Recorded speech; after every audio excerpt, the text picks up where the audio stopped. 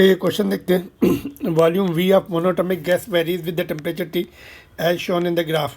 The ratio of work done by the gas to the heat absorb by it when it undergoes a change from A to state A to state B is. A से B तक जाने में ratio of work done to the heat supplied.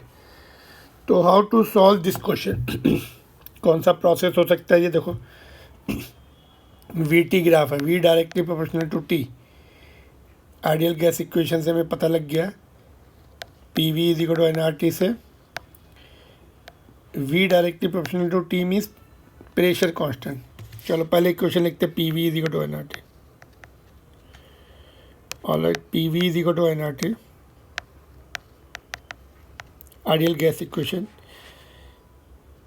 If V directly proportional to T, कैसे पता लग रहा है? We direct graph देख के, लीनियर रिलेशन में। तो P constant then P constant, तो कांस्टेंट प्रेशर प्रोसेस पता लग गया। ये आइसोबारिक बोलते हैं जिसको।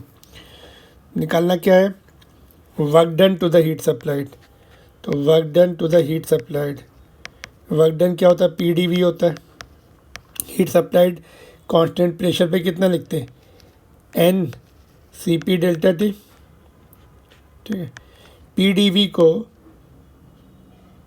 पी तो कांस्टेंट है, पी डी वी को एन आर डेल्टा टी लिख सकते हैं। इसको यहाँ से देखो कैसे लिख सकते हैं, अभी बताता हूँ।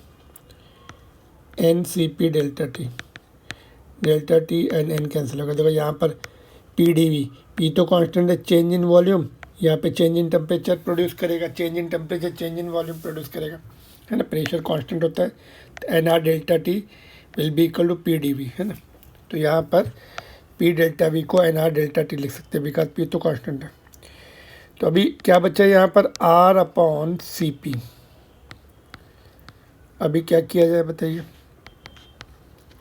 सी पी की वैल्यू कितनी होती है? मोनोटॉमिक, मोनोटॉमिक गैस है, ये लर्न करनी पड़ेगी टेबल आपको।